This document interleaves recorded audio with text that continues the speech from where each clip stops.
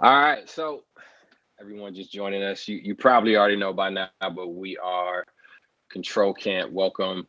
This is a community built for independent artists and those who are wanting to get their music in TV and film, and that includes commercials, ads, games, trailers for major brands.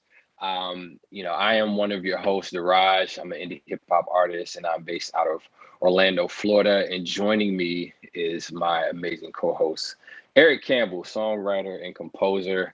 And we've had numerous placements with our music as indie artists in different TV and film and trailer spots. And so, we do this every Wednesday at 8 p.m. Eastern Standard Time. And we are here to have real conversations with industry gatekeepers. We do song critiques, Q&As, just to give you all the tools on what it takes to succeed in sync licensing. So for all of our resources, visit controlcamp.com. The link is in the bio, and we got some new stuff that we've been developing this week. We'll talk about a little later. And also make sure you follow our club to stay up to date with new rooms. And with that said, welcome to the camp. And I alluded to it earlier, but we have one of my favorite people, our special guest, Jessica Gramuglia with Conde Nast. And as I mentioned, she's responsible doing music supervision for brands like Vogue, GQ, Vanity Fair, and more. And we're so privileged and thankful for you being with us, Jessica. Oh my God, I'm blushing over here. You can't see my face, but I'm like, ooh, hope I don't disappoint. No. Every time you come in here, I mean, you add so much value. And for someone who claims they're still trying to figure this thing out, you've been killing it. So. Well, thank you. I also have to say I Zoomed with Steph that we met because of this room, and I'm obsessed with her. So thank you for bringing her into my life. Steph is amazing. Awesome. She is awesome. Speaking of Steph, there she is. There she is. What's up, Steph? Yeah. Steph, I love you. I'm sure she's shouting in the back right now. We just can't hear it. I know. She's going crazy right now. So after we do the interview and Q&A, we're gonna start bringing our people up here so we can prepare for the general Q&A. We're going to have the time right now to focus on Jess, and then I'm really excited about diving into this. Absolutely. And everybody, make sure you stay around to the end, because if there are questions that you have specifically for Jessica with the information she'll be providing with us, make sure you stay. Like Eric mentioned, we'll be allowing for questions at the end. So you don't want to leave too soon. Can I tell you something funny? Jared, I just realized Daraj is Jared backwards. You just that is hilarious. This entire time I've known you, I just pieced this together. I feel like an idiot. No, what's funny? What's funny is now you're going to try to figure out what your name is backwards. That's first and foremost, because everybody does it after they figure it out. But it's funny because when I used to perform, I'm so used to doing it, I must have forgot to. When I perform, I always kind of give the backstory of why my name is Daraj. And the reason why I go by Daraj is symbolic of how God turned my life around. And so that's always like my inroad whenever I'm doing a show. But I forgot to, give it to everybody so you guys know. Daraj is Jared backwards. So fun fact for today. That's like the best explanation of an artist name. It keeps me grounded. It centers me, but we're not here to talk about me. You know what I'm saying? I'm getting text messages right now from people in the room saying, I just realized Daraj is Jared backwards. You're not the only one. Shout out to Kelsey. That is so funny. All right, so let's jump in. We ready, Jared? Yeah, my bad. I was taking a sip of water. I'm good. All right, I'll let you jump in. Awesome. Yeah. So, Jessica's been really amazing, just in my life, and her and I we got a chance to meet. Was it? I guess last year, technically, but it was a couple months back. I was a part of a amazing conference and expo called Durango. And they allow independent artists to present music to a panel of 30 plus music supervisors to get your music heard and pitched and kind of network and build relationships.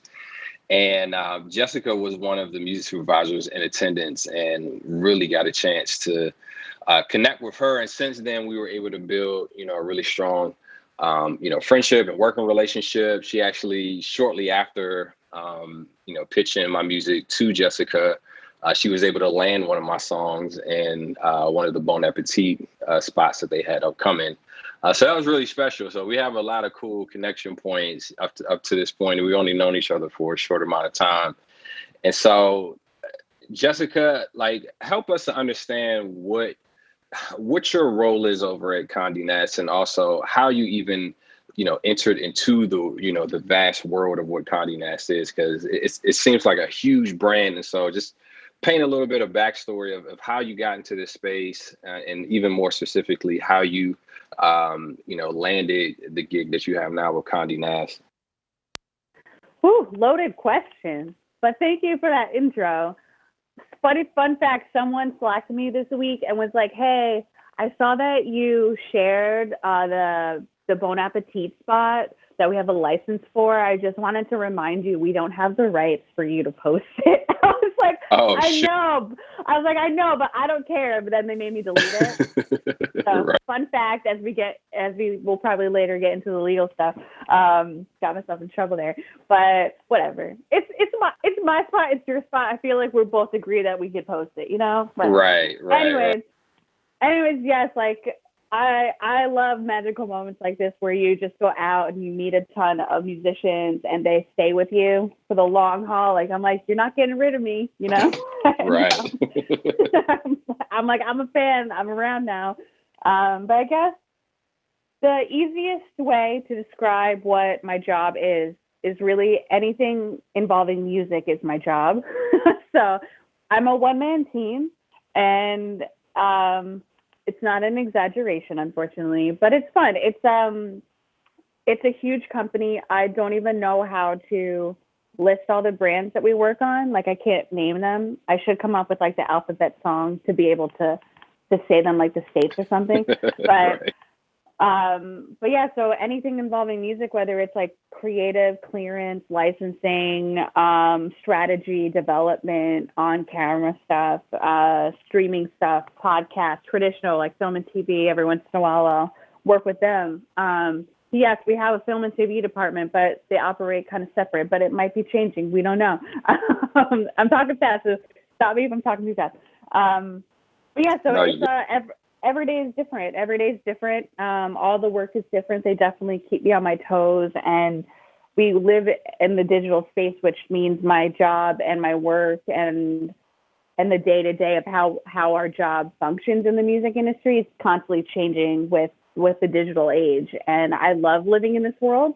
It's really fun for someone who likes learning about the legal stuff and getting those challenges of there's a new app, there's a new platform, how do we do this, and getting to be part of those conversations to create the next environment of this is how you license for that type of content, rather than just doing your normal day-to-day TV stuff, which is fun, which I come from TV. And but yeah, so I got this job. It's really funny how it worked out. So I have my own company called Awkwardly Naked. And every once in a while, I'll do a bunch of freelance work. And then somehow one of my clients will pull me in-house, whether it's music, or I used to be a publicist for 10 years too. And so I was approached by somebody that I worked with through my first job in LA. And they reached out on LinkedIn. And she was just like, Jess, I don't even work in music anymore, but I always liked working with you back in the day. I'm over at Conde Nast now, and they're actually looking for a music supervisor. Can I set up a meeting?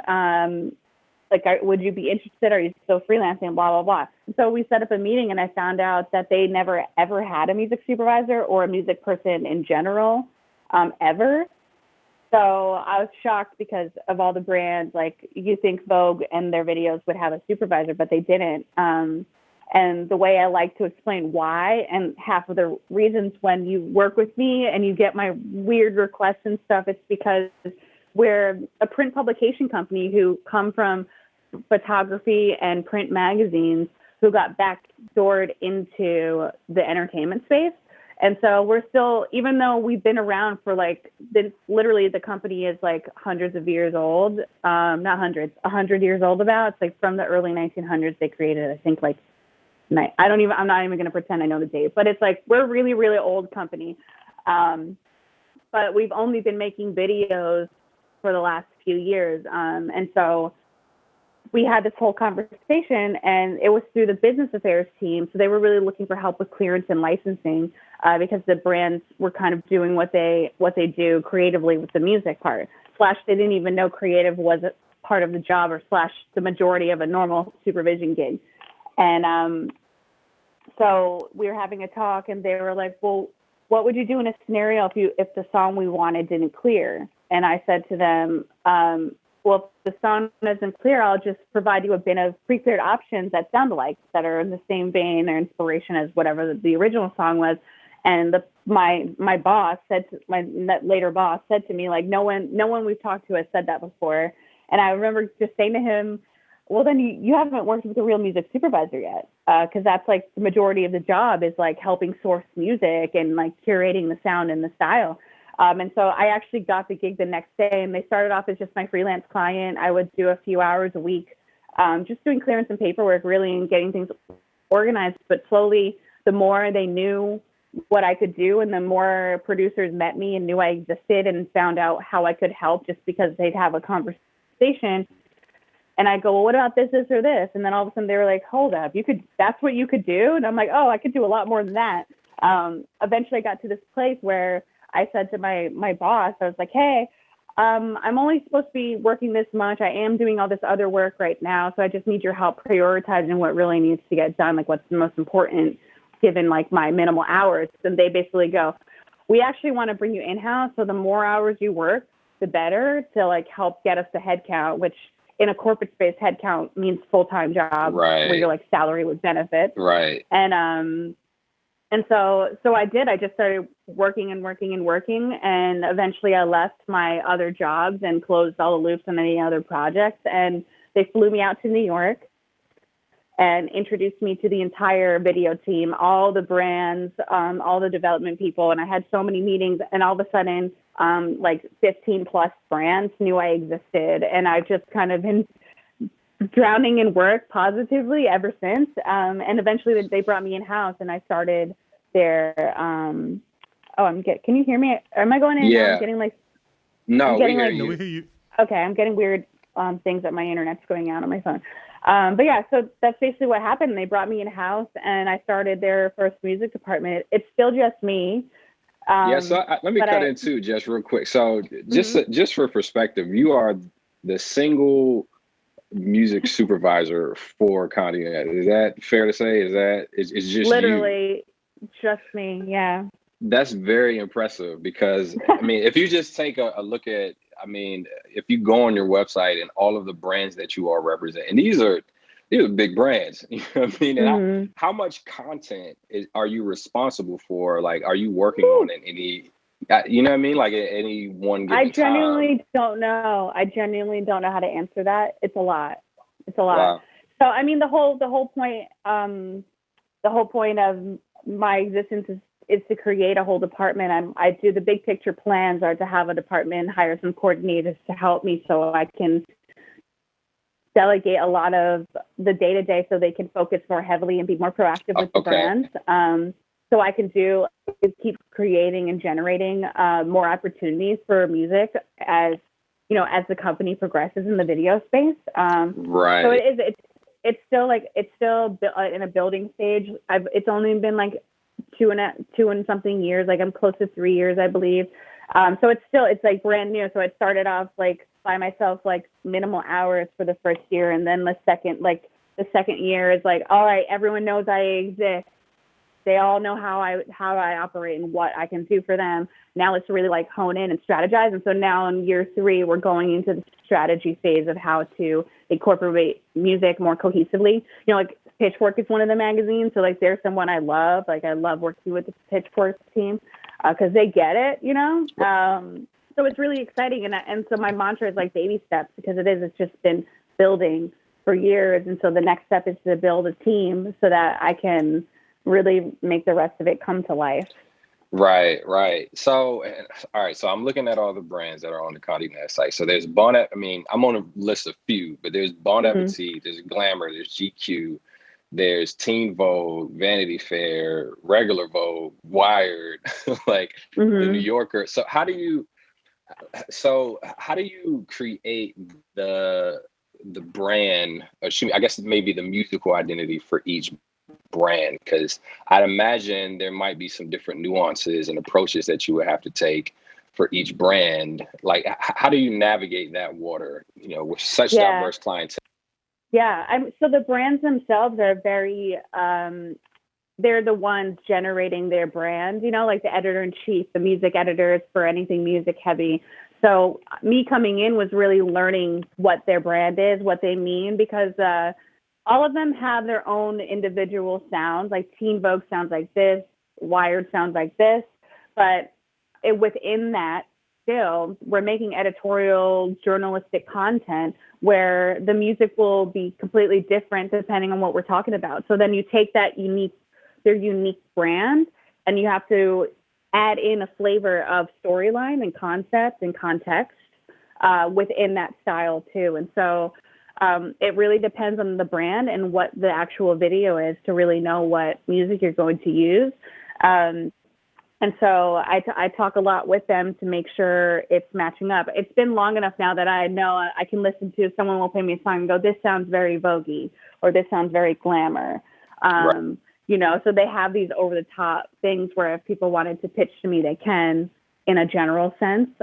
We also have ongoing series that use the same style over and over again that you can look like, oh, we have another playlist of my life kind of a thing, or over under with Pitchfork kind of stuff.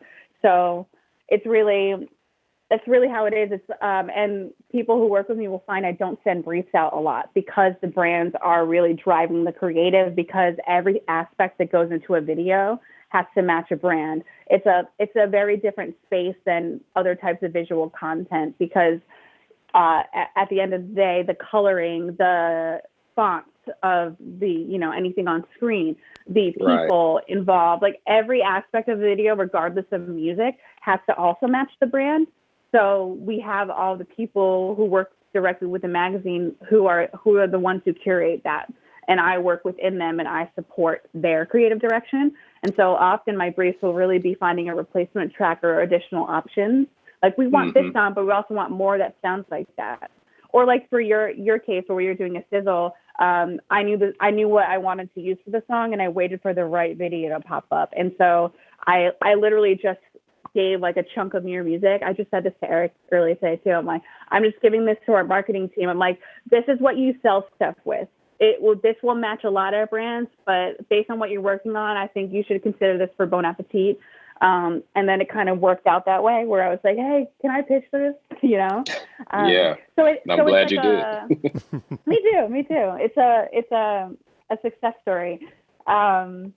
The creative is more driven by the brand and magazine directly rather than by me. And I view myself more creatively as I support the magazine in that way. Right. So, and you may have mentioned it. I may have missed it. When did you actually start with Condé Nast? Because I'm curious how long it took for you to kind of get really comfortable with the sonic branding of, because there's so many different, brands that you all, represent. Like, how long it kind of took you to get, it underneath your belt where you felt comfortable. Like, okay, this is for Teen Vogue. This is, Vanity Fair-ish. You know what I mean? Like, I don't honestly remember what year it was. It might have been like 2018. Okay. I don't know. Okay. But it took about a year. I'd say it takes, because I started so slow, I basically would pick like the brand that uses the most commercial music is Vogue. So Vogue was the first brand I learned and got involved in very deeply. And then I would pick a different brand. The next brand was GQ. Got really involved with them. Then it's Vanity Fair. And I basically would focus brand by brand, which is also how the brand slowly started learning that I existed in the first place. Until I got about a year is when I was full time. I kind of knew everyone by that point. And it really, like, I also come from like branded content. Like I thrive in branding, audio, like in sounds. Before that, I was at World Surf League and I was doing all the partnership branded content videos too. And the last TV gig was at Freeform, and I was there for the rebrand from ABC Family to Freeform, and we had to sonically rebrand the entire network in our shows and for network promotions too. So like that's kind of my space, and I look at stuff that way, where I still to this day I can talk about the old TV shows I worked on and go, oh, that would have been really good for Longmire, because my brain thinks in sonic brands in that way now. So it was a natural thing for me to learn, and I probably learned it more quickly because of that background I have. But I'd say within all the brands, I would give it like a year. And honestly, in most jobs, you really don't know what you're doing for a year, regardless of your industry. It probably takes about a year to feel comfortable and like you get it. Right. Yeah. So, I mean, that's still really inspiring to hear, just the level of involvement and I guess at the speed at which I feel like you kind of gotten this under your belt. Sidebar question: are you a musician as well? Do you play an instrument, sing? Like, were you an artist back in the day, or even currently? Yeah. Like, yeah. I mean, so tell me about it. Home alone in my room. I feel like there's a reason you asked me this, and I'm really nervous to answer. Oh gosh. but yeah, I've been a performer my whole life. I was a competitive athlete and I was on a competitive dance team. So music was, you never know this by meeting me in real life and seeing me out and about, but I'm like an award-winning dancer from back in the day. Come on now, go ahead. Fun fact. But I did like musical theater. I taught myself how to play guitar in high school. I did like choir and a cappella groups, and now like home alone in my room, I'll play my guitar. I love my ukulele. That's my baby. It just makes me, it's impossible to play a ukulele and not smile, I think. So I could probably agree with that, yeah. So I just do that it's like, I'm not an artist and I don't write or record music, but I play at home alone in my bedroom to feed my soul, I guess. Yeah. I'm always curious, just like, because we always know, or at least the assumption is, music supervisors are just, they themselves become like the DJs of the sync world, the A&Rs of the sync world. And they're just very, very passionate music nerds at heart. And so I feel like sometimes it's not hard to, see the history of it, where they at some point as well was involved within music, or played or produced or did something, creatively fulfilling in that space. And so, yeah, I had to ask. And so going back to, some of the brands, a lot of brands that Condé Nast seems to represent, it seems like they're, magazine focused. And so the transition now into more, digital content, over the years, and how music is coming to play, like, what are the now media types that you all provide content, or music for? I know, we have the social media, side of it, which I've been introduced to, but how far does it kind of spread out with these brands being kind of more, typically represented as magazines? Like, how vast of the media is it? I mean, I can speak mostly to the video side, but we still make print magazines, which, before anyone eye rolls, all of our magazines are made from recycled materials. FYI, fun fact from your eco friend Jess.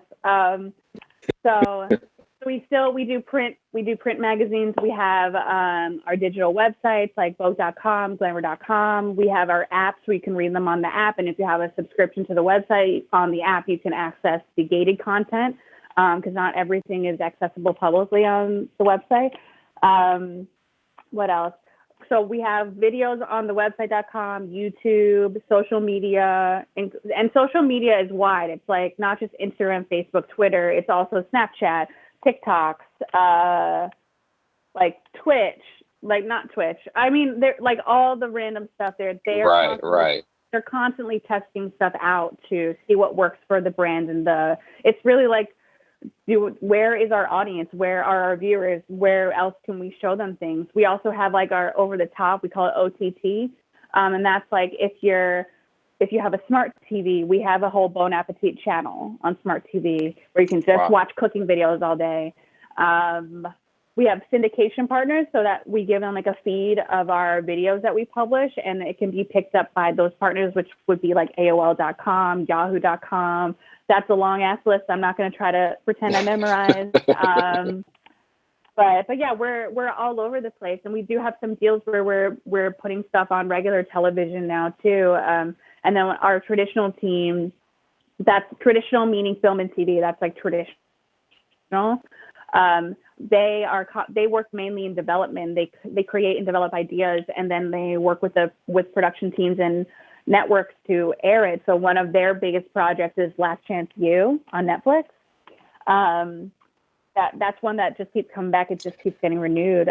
So they have that over there, which we've had some online documentaries that have been winning film festival awards for Them Magazine, and which Them Magazine, I feel like they are so underrated based on the content that they're producing, by the way, both in the magazine and in video. And just because they're a smaller startup, but there are like queer magazine, and I love them so much, and them as in all the people who work there, and and the magazine itself.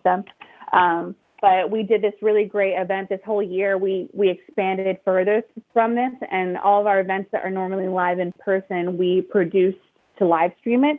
And we also played around with different platforms and the best way to get these feeds and the content we're taping and editing for them to the kids. And so we did a virtual prom. We did a Pride event called Out Now. We had live performances. Some of it was on YouTube for the public. Some of it was privately streamed and hosted through Zoom and like third-party partners and all these different platforms. We had to get all these extra licenses and performance rights and stuff. It was like so much fun. Very stressful, but very fun. So really, it sounds it sounds like a lot. Really, like besides like the print magazines and all the stuff that they're doing in the physical space that I don't really get to touch that much. We really like live in the digital world, and we're constantly trying to evolve with the times. And it's very rare to see that in a corporate company. I know I sound like I drank the Conde Kool-Aid, but it is really cool in that sense. When you like, I come from like Warner Brothers and Disney, and to work for a company that is like, oh, we're in a global pandemic. How can we pivot right now? Not 5 years from now, right now, you know, and they're like, what's this new app? And so then, like TikTok's evolving. So they're like, we're exploring TikTok, which means I get to call TikTok and talk to their music team and understand what's going on behind the scenes so that I can consult with the brands on how to make their concepts come to life without having any issues musically. And it's really, I love that stuff. I love that stuff. Yeah. And I just listening to it, just again, coming back to the fact that you're the only one sourcing music for some of this. I mean, you have your coordinators. It just seems like you have a full plate, and, it really even drives, kind of what we talk about as far as just the empathy needed for the role that you're in. But real quick, before we dive too much further, I wanted Eric to go ahead and do a room reset because we got some new folk in here. So Eric, go ahead. Cool. Hey everyone, if you are just joining us, welcome. This is Control Camp, and we meet here every Wednesday at 8 p.m. We are a community built for independent artists who want to get their music in TV and film. We bring you access to supervisors and agency reps and people involved in licensing music in film, television, video games, trailers, advertisement, ads. So this is Control Camp. If you're not already following us, if you click on me or Daraj, we're your co-hosts. If you click on our profiles at the bottom, the very first club in our profiles is Control Camp, and you can follow that club to get access to all the rooms that we do like this. One of the 3 rooms that we are now hosting each week. So again, I'm your host, Eric, and Daraj is the other host. We are your co-hosts, and we are both composers, artists, writers who have lots of placements in TV, film, ads, and trailers. And so we're facilitating this communication so that we have a community that is learning and coming up together in the sync space. So with that said, this session is being recorded, and we make our recordings available to our followers, as well as detailed notes being taken. So all these resources and great links that Jess is pointing out, you don't have to have a pen and paper. We're taking notes for you, and we're making those available. One of the things you should take note of is our website, controlcamp.com, and control is spelled like Control Alt Delete. The link is in our bio, so it's ctrlcamp.com. But on that site, if you've been with us, then you know about this already. We've been ramping up really quickly, and we've been making some really cool resources. As we have these rooms and as we get all this information, we immediately put it into a PDF form that you can use and keep notes so that you can act on this, so that we can not just hear knowledge, but we can act on the knowledge, get our music together, get our resources together, get our connections together, and get some sync placements happening. So on our website, we have the top 24 songwriting themes of what are the most common song choices that get picked for songs to get placed. We also have the 4 ways to get major music placements for TV and film. And from last week's room, if you were here, we have now the 7 rules on how to engage music supervisors. So if you missed any of that, go to controlcamp.com. You can get those individually, or you can join our Patreon, which just launched, and that gets you all of these resources for free, plus the recordings, plus the notes, plus a whole lot more. So we're really growing fast, and we want you to grow with us. And I'm gonna come back later and talk about some of the other things we're launching this week as well. Absolutely. Appreciate it, Eric. Yeah, we're trying to just lay the groundwork for y'all to, get you synced and create a career in this side. We've seen the benefits of it, and we just know the power of sync. And so that's why we bring some of the leaders in the industry, gatekeepers, and speaking of which, we have Jessica Gramuglia with us, music supervisor at Conde Nast, and we've been having a really engaging conversation with her, all the way from the many brands that she represents, even to ukulele session. So we're having some fun here. And so just to pick up where we left off, Jessica, you explained just the different media types, and there seems to be no shortage of it. Condé Nast seems to be positioned in a really progressive fashion. They're not afraid to explore new technology, new platforms being developed, and try to develop, it seems like, a quick response time. So I would imagine that there needs to be a lot of music, at your disposal, when just providing, content, and a music foundation for a lot of content that you're producing. So I'll start with this question. Would you describe your job as more creative or administrative? Because you're responsible for putting the music and selecting the music and pitching it to these brands. What's that balance for you? How creative, how administrative? What does that look like in your space? I guess it depends on how you view strategy. Like, is that creative or administrative? Because that kind of falls in between straight up creative and just admin work. Admin work takes 10 times longer in general. So I will say I do attend a lot more admin because, you place a song and the video is posted and you're done with the creative, that's it. But I'm going to still be working on the paperwork for a while after that, which a lot of people forget about. So like, what I tell and remind my producers when they're like, I need this right now, or I needed it yesterday, and it's your problem now that I was bad at my schedule, I'm like, hey, I'm still working on that Met Gala live stream from last May, dude. That's what I tell them. I'm still working on that project from May, and their minds can't handle that. And so that's why, like, when we talk about, how to approach a supervisor last week, it's like anyone who was in the room last week, and we have all these weird ways to get our attention. It's now you kind of have an idea of what my day is like.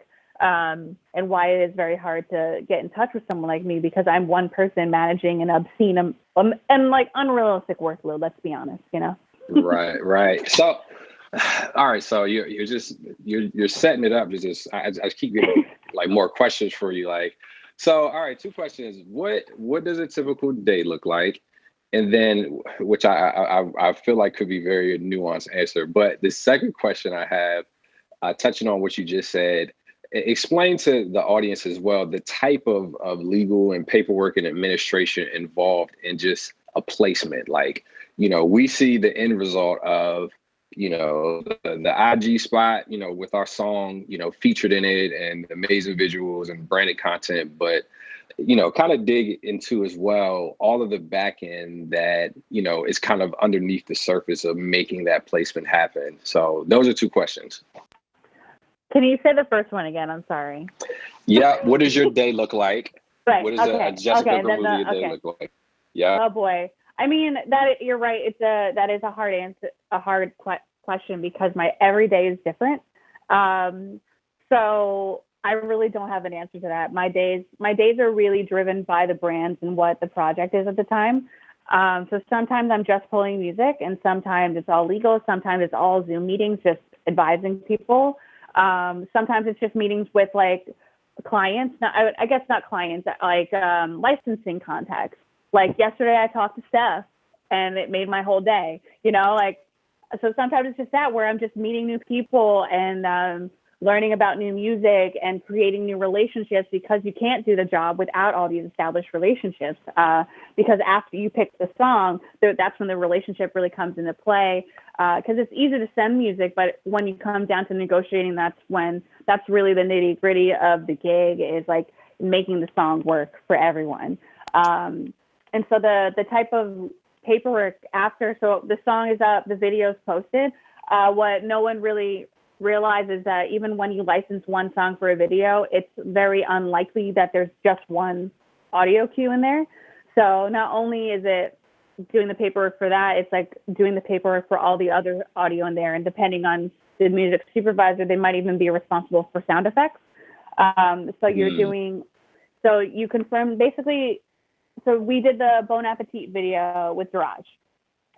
We use a Sunny O track.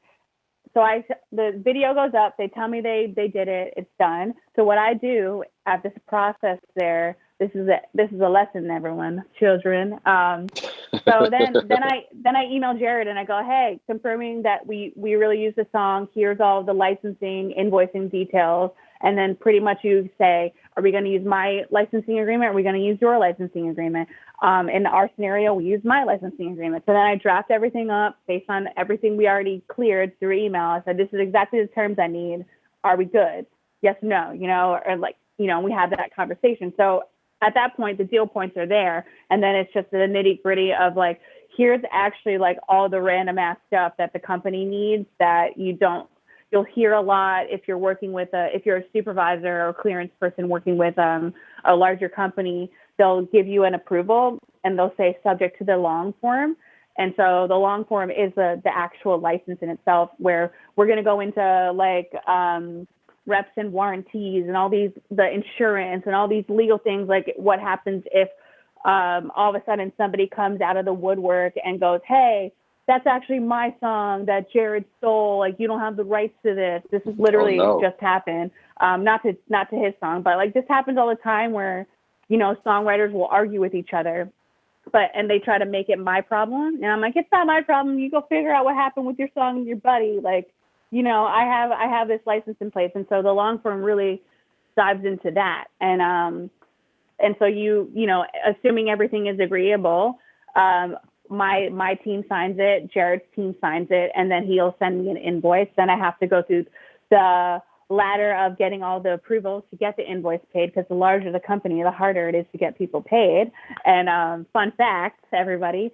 And then from there, I have to do a cue sheet, which means now, like, I need to make sure all that is cleaned up. I fill in all the metadata, which is when you hear us talking in the other rooms where the metadata is so important. It's important for you, not just for me. It's important so I know who owns the song, so I can reach out to you and get the approval to use your music.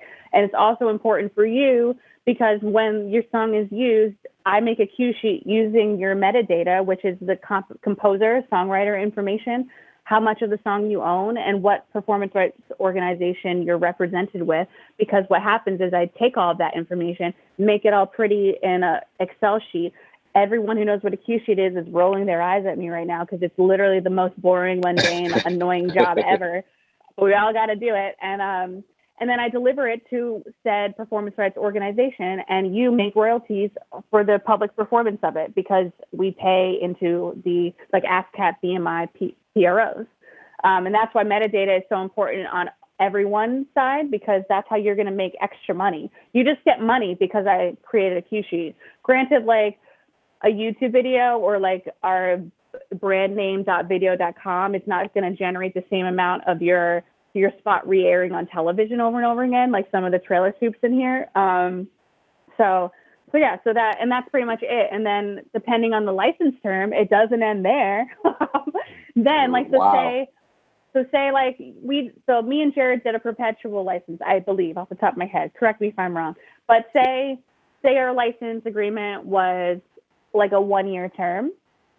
So then I log everywhere accessible to all the people important that track this stuff that, hey, this is the day the license started. This is when the video was posted. This is the day it expires per the 1-year term. And then I log that everywhere and make sure that everyone's aware of it. And then a year later, like a few weeks before it expires, I reach out to my team and I give them all these metrics of here's how the video is performing now in the past 30 days. Here's the licensing terms, here's the cost, here's an estimate of what a renewal will cost. Do you want to renew it? Do you want to swap the song out with like a production library track, if that's even possible? Or you have to take it down. What would you like to do? And then the strategy programming team decides. And so then assuming they want to renew it and keep the video up, then I reach back out to Jared and go, hey, Jared, we want to put this up for another year. And I send a whole separate brand new clearance request to keep it up. And the process continues in that same cycle.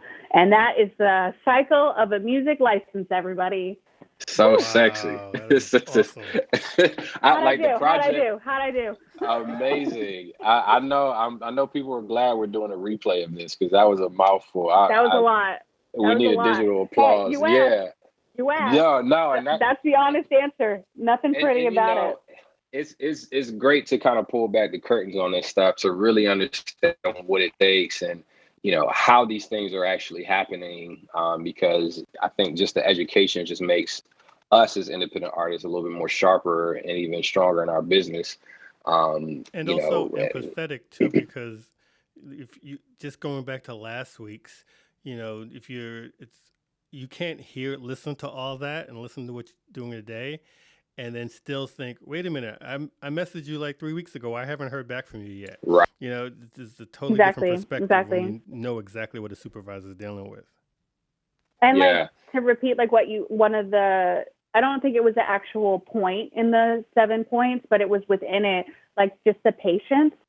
It's like, that's where the patience comes in. It's because this is all the stuff that's going on behind the scenes where it's like, I'm not ignoring you. I do apologize I will completely be transparent if something's taking too long, but this is why it's taking so long. There's so much going on behind the scenes that a lot of people aren't aware of up front. And so like, you can call me out on it and I'll be like, oh my God, or, because half the time it's like, hey, we didn't get this payment. Like a lot of people just following up and I'm like, oh, right. Like, that's because, look for this. Like, can you confirm? Because, just like making sure, because we are a huge company with different divisions, sometimes people think they never even got paid, which, upsets me because I'm all about making sure songwriters and musicians get their money. So it's like, that's a whole other admin layer. It's just making sure people got the payment that I spent all that time sending to them, making sure they got. Yeah. And I just have to say too, like, I mean, you already know my gratitude, Jessica, but just as far as you coming and being a part and sharing this type, because it really is, super valuable information, to understand and gain, the insights of, why things are, Like I may reach out and not even if, it might be the understood, like I'll reach out to music supervisor, they may not get back to me, but it just compounds the reasons why they may not. And it becomes more of again, the empathy point of, yeah, like they're hella busy, you know what I mean? Especially someone in your position. I feel like you probably manage more brands than the average supervisor. It's just an assumption. And you're kind of a one-woman show in that. So with that being said, I want to just kind of dig into how you over at Condé Nast source music, since again, there's so many brands. Like, are you working with libraries? Are you working with, obviously, you are working with independents, but I'm just curious, like, where the bulk of your music comes from, and then where the percentage lies with, sourcing music directly from independents. Does that make sense? Yeah. So so we do have like annual deals with production music that we can just pull from. That a lot of the times, a lot of the videos that are just fun, kitschy, like YouTube videos, like a good example is Wired's autocomplete videos. They're my favorite. I'm not supposed to have a favorite, but that's one of my favorite series that we do across the company. But I actually never touch those unless somebody's singing on camera and they're not supposed to be. But that's because it's so straightforward. It's literally like 5 minutes of people talking directly to camera. And they'll just pull the same sounds to keep it consistent in the background. And that's something that, like, it's not featured. There's no point in paying for commercial music or indie artists. Like, just use like stock. We call it stock music, which is production music.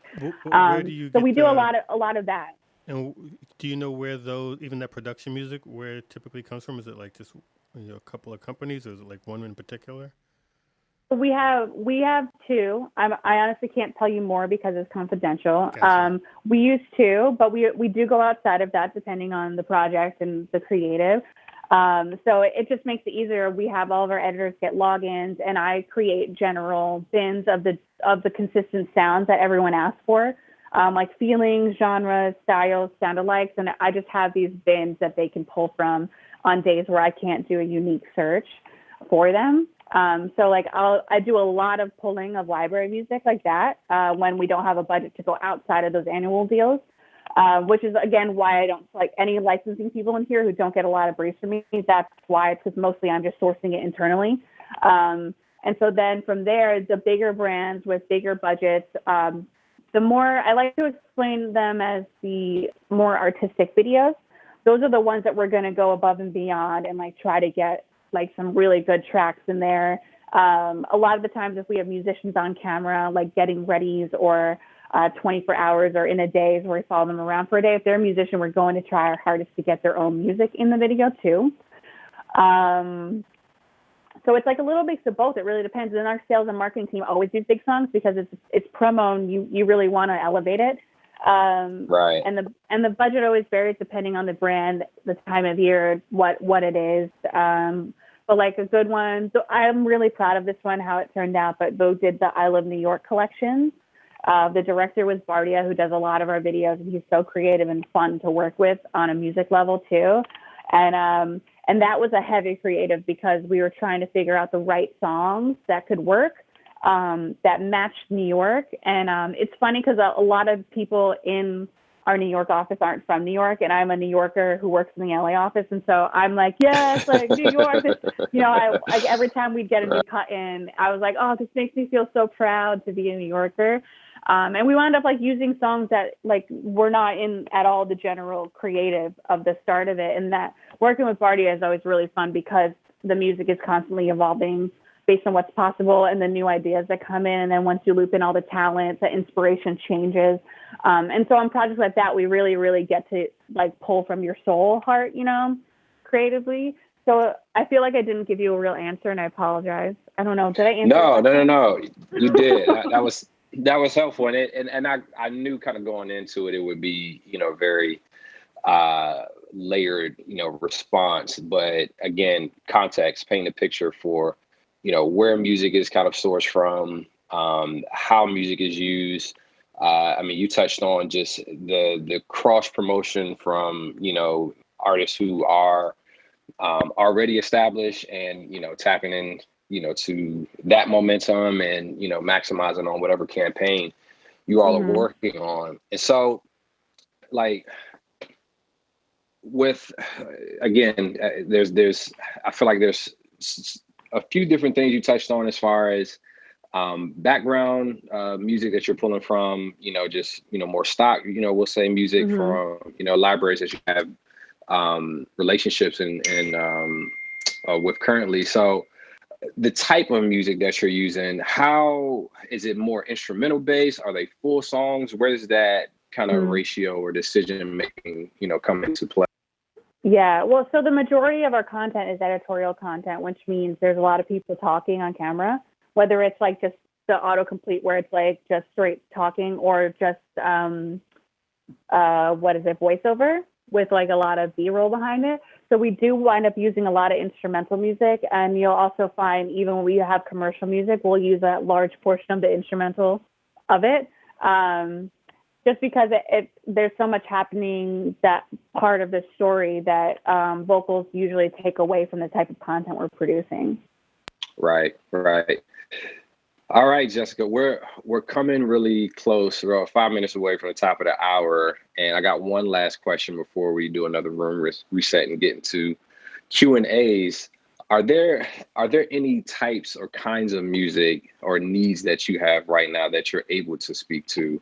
I'm sure a lot of artists here might be curious. It's a selfish question as well, but what are you working on that you can talk about, and what are your music needs currently? Right now, I don't have anything I can talk about. We have a lot of productions that keep getting pushed because of COVID, honestly, which I feel like we need to address. Like, a lot of supervisors are not working right now. I'm one of the lucky ones who has had consistent work during the pandemic, and I try to be very gracious about it, because no one's really, everyone's really hungry for work, and people forget that music supervisors are also hungry for work too. So it's a good time to talk about this. I've had a lot of friends get very upset by the constant checking in, because it's just a reminder that they're not working either. And it's like you're not hearing from me because I'm also not hearing from the production. So that's a very real thing happening on the other side behind the scenes. It's like all of our work is kind of getting shut down.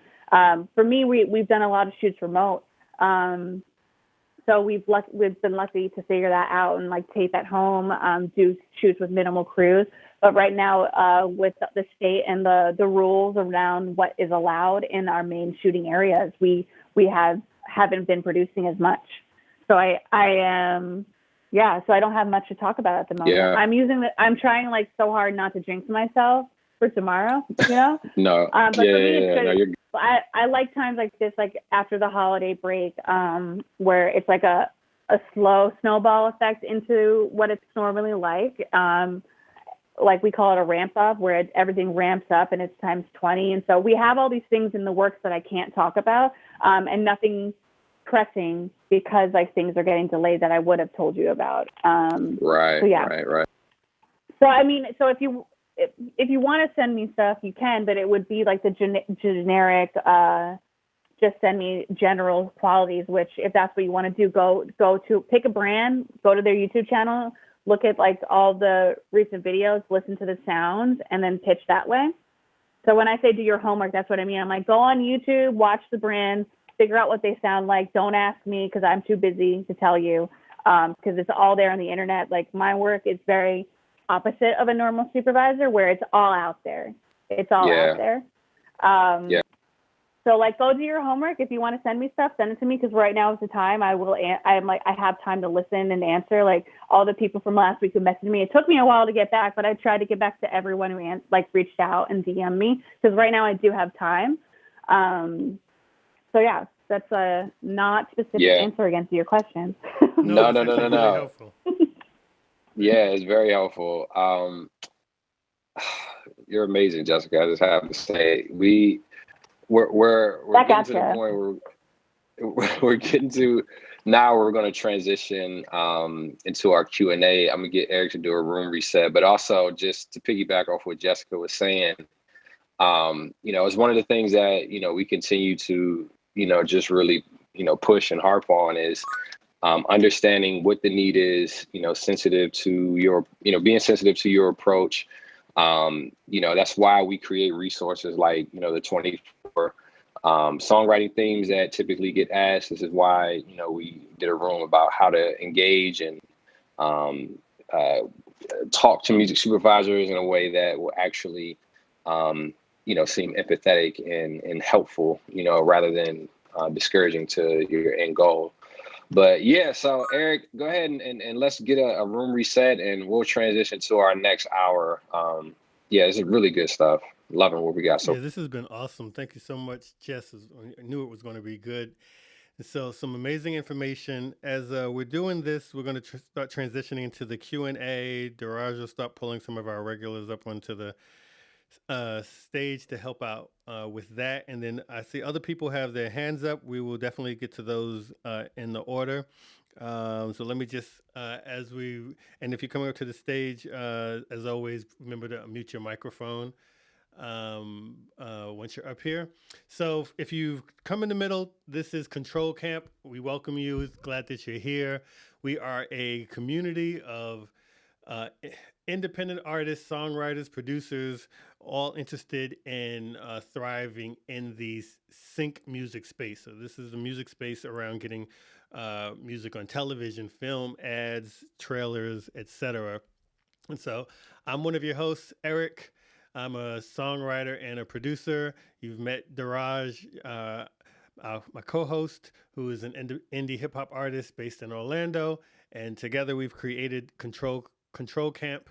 And you can get more information about our club by clicking on either of our profiles. And at the very bottom, you can follow the club and join the club. Very important to follow and join the club, especially after this. We're going to announce we're doing a room right after this, an after party, but that'll be just for club members only. So you can take the time to click on that and join up so you have access to that. And we're here every Wednesday, 8 o'clock Eastern Standard Time, 5 p.m. Pacific. And we are bringing knowledgeable people like Jess Gramuglia today, who was sharing so much information about how to get access to Condé Nast and just how that organization works and incorporates and utilizes music. And we do this every week just to try to bring information. So if you're new to us, you can go to our website and you can see some of the resources that we've generated from past rooms. So after every room, we will gather the notes. We will make the recordings available. We're recording today's room, and all those are available to our followers, to our patrons.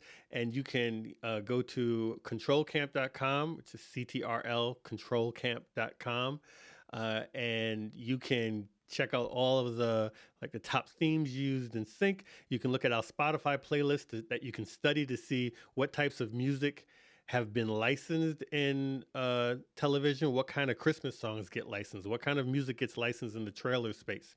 So we're just providing lots and lots of resources. I said earlier, we've now launched our Patreon so that if you don't want to get each of these resources individually, you can just join our Patreon and then you get access to all of these resources, including the recordings of any meetings like this with the detailed notes, so that if you have to leave or step out or if you miss it, you don't actually miss anything. So with that, we did talk about Patreon. We also talked a little bit about after this. We're going to do Q&A right now. And then after this, we're doing an after party. We thought this would be cool and fun because our 2-hour talks every Wednesday are very moderated, and if you've been here before, you know how we're about to do our Q&A. We keep things nice and orderly and moving really quickly. But the after party will be kind of way more relaxed and casual. You get a chance for those who may not usually come to the stage to get up and just say hi. We can talk to each other. We'll have a whole lot more people up here, and it'll just be a lot more casual. That'll just be for an hour. And then this Saturday, we're starting our first listening room. We did a sneak preview of this when we did the Christmas room, but now we're going to do this every Saturday at 4 p.m. Eastern, where we can listen. We want to listen to the songs of our members, the people who follow us or who are just in the room. Anybody can submit on controlcamp.com. There is a link to submit one song, and we will go through those and play some on Saturday, and you can get some feedback. So that'll be every Saturday at 4 o'clock, and you can start submitting there now. One last thing, just as we start pulling people up, we did this last week. So the way we moderate the Q&A, we asked everybody to have one question. Jess Gramuglia was our guest speaker, so if you have a direct question for her, that's fine. But even if it's a general question, which is why we put other experts up on the stage with us. So, but keep it to one question, and no need to do an introduction or kind of say your background. We'll be able to go to your profile and see that. So just kind of go right into the question, and then we will put you back in the audience while the panel answers your question. If somebody needs you back for a follow-up, then we'll pull you back up. But we tried this last week and it worked really well. We answered more questions last week than we've done in any other room. So we're going to keep doing that. So with that said, we're going to pull up about 4 or 5 people. I'm going to pull 4 or 5 people up, and then I'll let Daraj start with the questions. Can I just say thank you so much for listening to me, everyone? Like everyone that I know, that I don't know, thank you for coming. I appreciate it. And I just, before everyone leaves at the end of this, I just want to acknowledge Jared and Eric. Like, I feel like after every Wednesday, I text them and I'm like, what a beautiful space. Like, this is so amazing. I love you guys. Keep it up. Like, this is awesome. So I just want to say thank you for having me. Awesome. I love you guys. Yeah, Jessica's amazing. She's not exaggerating. Like, without fail, she's always just sending waves of encouragement to this room. So, she's an honorary, member, whatever we want to call it. You got the VIP, everything. You will always have a place here at Control Camp. So we will love to listen to you, Jess. We appreciate you. Jessica rocks. Oh, thanks, Nicole. I miss you. Oh my God, I miss you too. It's so weird not seeing everyone out in real life. So I appreciate you guys listening and showing up tonight. You can't see it, but I'm like air hugging all of you. Even if I don't know you, you're getting a hug from me right now. So thank you. We can imagine it. Welcome to everyone who's on the stage. Welcome to all the moderators: Steph, Nicole, Kamara, Jessica, Mariella, Alyssa. Alyssa, this is your first time here. Thank you so much for coming through. Good to see you. Thanks for having me. And all right, I'll let you run, Daraj.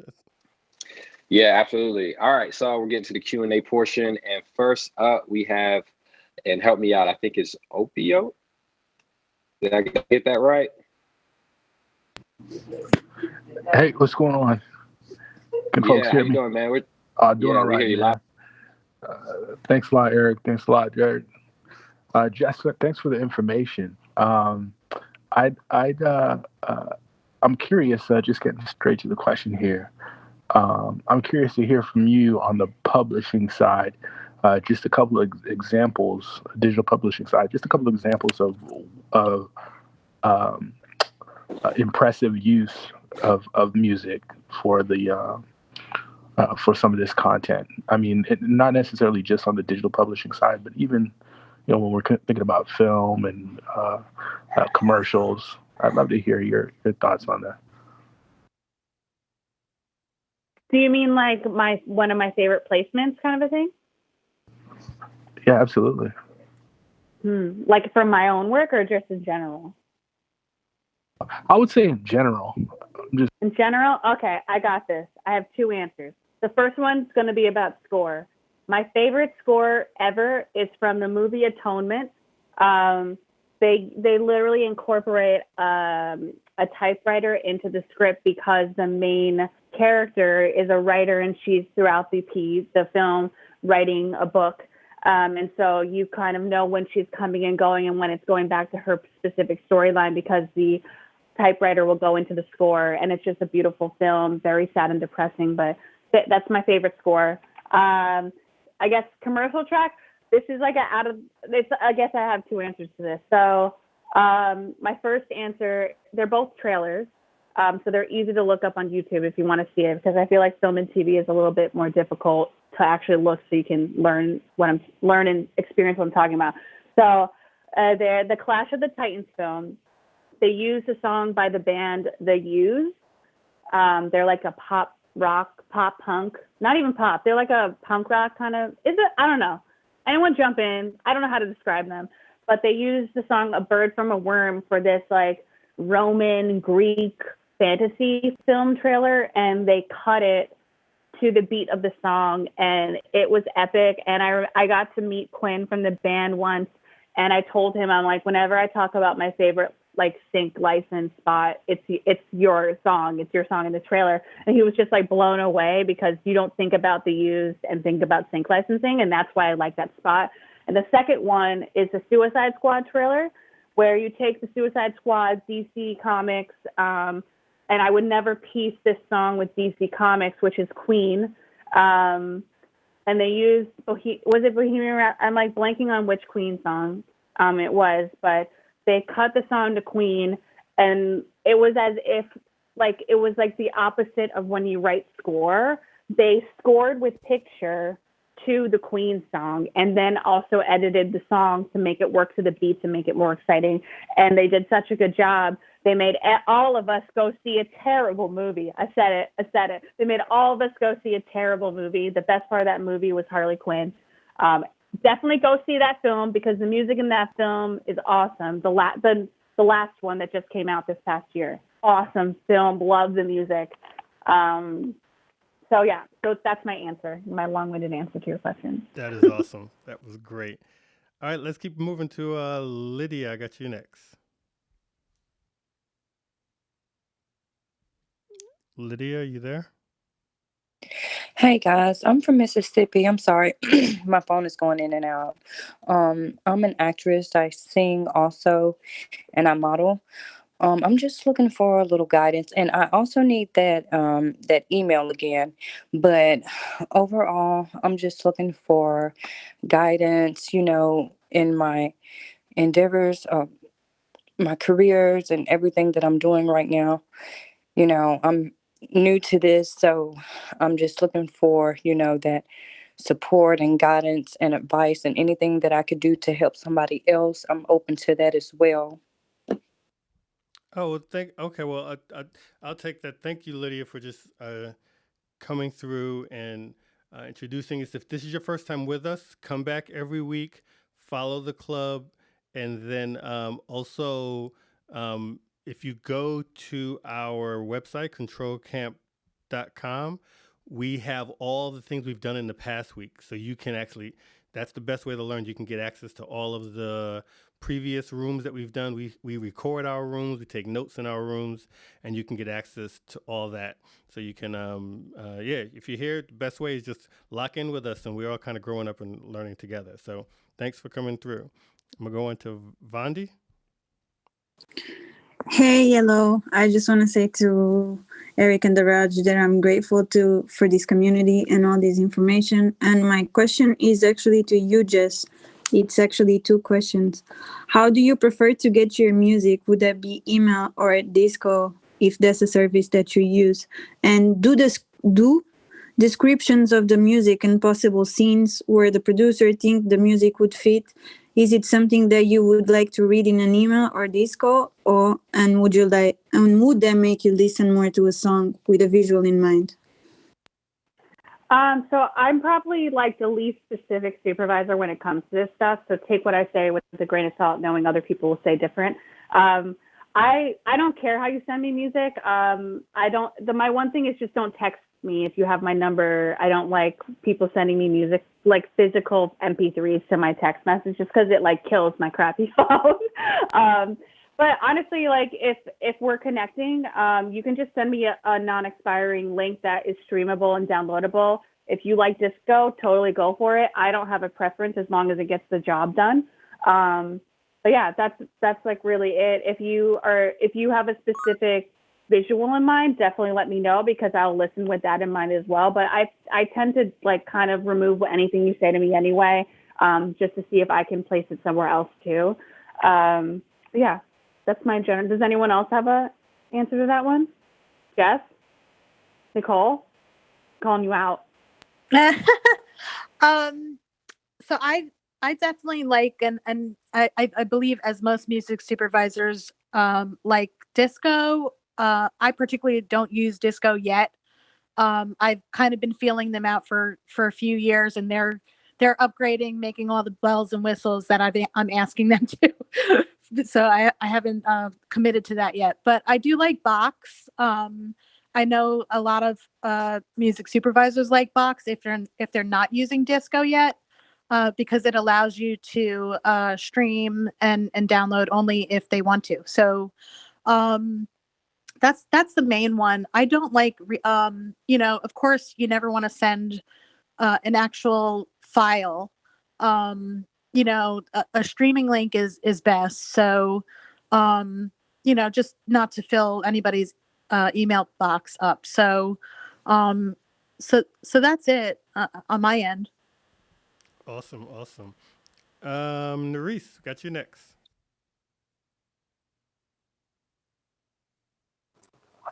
Hello. First of all, thank you all for having this platform and sharing all this information. It's definitely very valuable. And my question is, well, for one, I'm an up-and-coming independent artist, and I know in previous rooms that I've been to, not necessarily in this particular group, but I know that it was mentioned to make sure like you have your music like mixed and mastered and have like an EPK and all of those things put together prior to submitting your music. Are there any other tips or recommendations that you require that artists have together when they submit their music? If you haven't already mentioned that earlier today, I kind of like jumped in like a few minutes ago. So sorry if somebody already mentioned that. No worries. Yeah, so, No, go ahead, Jess. I was going to say, when it comes to supervisors, EPK is less important. What's more important besides having it be broadcast ready, which is mixed and mastered, what we really need is for your publishing and business to be tied up.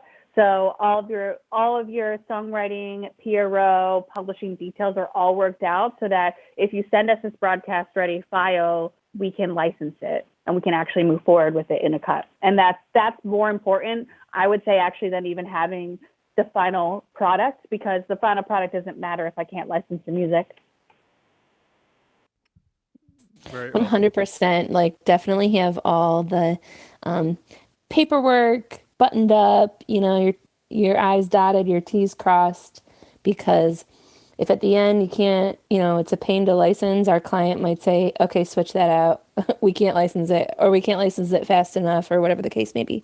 Also, just really quick to the last question, love a streamable, downloadable link. It's also nice if it's like a disco or a link like that. If you put an MP3 up, also it really is great if you have an AIF and a WAV file up there too that I can easily grab. Awesome point. Okay, let's keep going. We got Soulful next. Hello, how you guys doing? I just want to say real quick, I appreciate you guys taking time out of your busy schedule and providing key information for us independent artists. Now my question is for Jess. I am an artist and producer and engineer, and I also own my own label. And I'm just curious, is it easier for you to work with big labels or independent labels? Independent. It's just big labels work with bigger artists, which means it's harder to get stuff across the finish line. Budgets are always going to be higher, and they're less inclined to make more interesting. Is interesting the right word? But more unique deals, because they don't have to, because they're a major, and they kind of like set the precedent and lead the charge. So I prefer to work with indie companies and indie artists. On top of just being able to expose more artists that I love, that I want more people to know about, it's just easier to get the business side across the finish line. That is great. John, you're next. Hey guys, fantastic as always. I just get smarter by the minute as I'm sitting there, and that I really appreciate all that you do. And Jess, thanks for sharing everything tonight. And 2 quick questions. First, being in Scotland, have you had haggis yet? My sister said it's not her favorite thing. But a more serious question, who was your mentor, and what was one thing you learned from them? Oh, I love that question. Yeah, this is good. I haven't had haggis, but it's because isn't that like sheep stuff. inside? Yeah, no, definitely not. Definitely. Hell Everything no. but the squeal. Yeah. No. I've had it depends on what point of my life we're talking. I've had a lot of mentors. I think when it comes to music supervision, the most influential person in my life has to be Lindsay Wolfington. She really set the stage for me, both inspired me to do the job in the first place from One Tree Hill. That was really the show that kind of pieced everything together for me in high school, which now you know how old I am. And so, but later in life, I met Lindsay when I moved to LA, and I asked her to be my mentor, and she thanked the baby Jesus, ice skating in a diaper, she said yes. And she really helped me get my foot in the door in the sync space. And it's because of her and her support that I got to where I am today. And I would never say otherwise, because I don't know if I would be here right now if it wasn't for her coming into my life. And I got to work with her later. I think one of the best pieces of advice she gave me was, I was really frustrated in a role, and I was starting to get really bored because I'm somebody, as you can probably tell with my workload, I like to be challenged. I'm stubborn that way. I'm like, I could do this, I could do that. And so I was just feeling really unchallenged and just kind of going through the motions. And I was like, is it me? What's wrong? And she was like, this job is going to introduce you to so many people. So instead of focusing on how much you're not doing, find other things that you can do, go and meet other people. And in that specific job, what I wound up doing was I would start my mornings with a coffee meeting. When I'd have my 1 hour strict lunch break, I'd have a meeting with the licensing people. And then after work, I'd go get dinner with a licensing person. And then I go to a show and meet more people. And that is the world of hustling in the networking space, where we're talking about a niche in the industry that's solely based on relationships. That's how I built my relationships. And because I did that, I kind of became the gateway to getting in creatively with the shows I was working on at the time. And because of her telling me that advice and just going, think of this job as the stepping stone job that's going to introduce you to all the people to get to the next adventure. And that's exactly what I did. And because of that, it led me to take on Sync This, which is a networking group for anyone actively working in the sync space, where we are all working somewhat in the vicinity of sync, and we lean on each other for help, for guidance, for contact information, clearance help, legal terms, industry news, and just sometimes fun. Sometimes we just have a barbecue with musicians playing for all of us. And that kind of helped me get to the next level too, because all of a sudden even more people knew who I was, just because I was working in this community, trying to gather the community and make it feel like a community rather than everyone being competing with themselves. And that's all because of Lindsay. So yeah, that's a long answer to your question. Well, we're thankful for Lindsay. She's great. Amazing. All right, so we have, I believe Daniel is up next. What's up, Daniel? Hey, Jared. Hey, everybody. Thanks again for this amazing chat. Control Camp is always popping, so I'm a regular listener. So Jess, my question is actually in two parts. The first one is, what is your photo editing process? Are you a Photoshop person? Do you edit on your phone, or do you edit in Lightroom? And the second question is a little bit related to the topic at hand. It's about optics when selecting music. Are optics a factor when selecting music, or is it all about the actual music? Has there been situations where an artist's optics locks on an opportunity for them, or does it eliminate it for them? And by optics, I mean their social media, their career sort of history, any faux pas, or I don't know, just the way that things look or seem. Okay.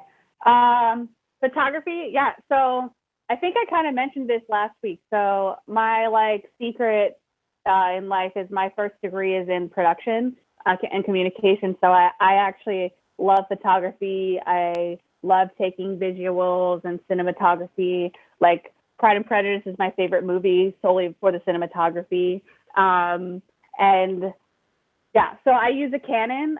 Some of my photos are from my phone. Some of my photos are from my real camera. Like, I challenge you to figure out which is which. I like Lightroom. I use all different versions of Lightroom.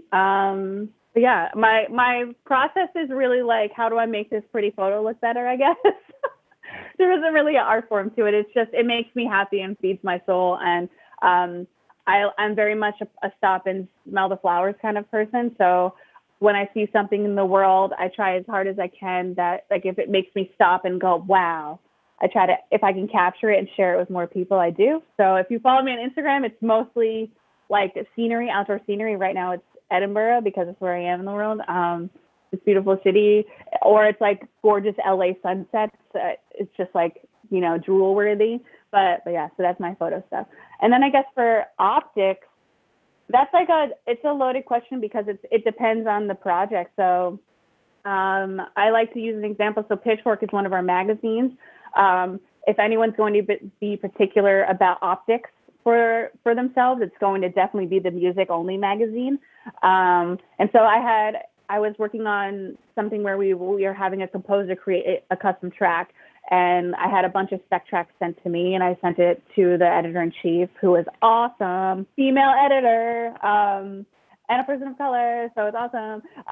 But so she reviewed everything, and she actually, the one that she wanted the most, she looked up the artist and the musician, and because it didn't match Pitchfork, they didn't get the gig, because they really have to, as a music magazine, make sure any music related to it really matches the brand. And it wasn't because they were like, ew, they were just like, no, that doesn't really match our vibe, so we don't really want to be connected to it, because they also want to give credit where credit's due and like tell everyone who's making the music that they're using. So props to them. You know, it kind of just keeps their credit alive by acting in that way, in my own opinion, humble opinion. But then some brands are just like, does the song work creatively to picture? We don't really care who made it. You know, if it works, it works. I love when that happens, because then you really get to be more creative and use more indie artists in that sense. And then some brands, because of the celebrity on camera, they do want the larger music. They want a known song to be matched to the known person on camera. So it's a little bit of everything in my world. And depending on the project, it's hard to tell you what I would be looking for at the time, you know?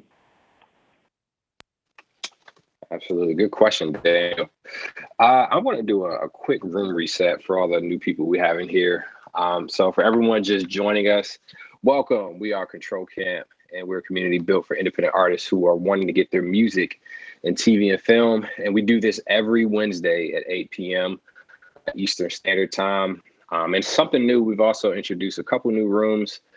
We have this room that we start at 8 p.m. every Wednesday, and we just introduced after parties that we're doing. So after this talk, around 10 o'clock, we're just going to open up for our Control Camp members, just a quote unquote, open discussion, just to hang out and be a little bit more casual with one another. So we're doing an after party after this. It's something we look forward to doing more frequently.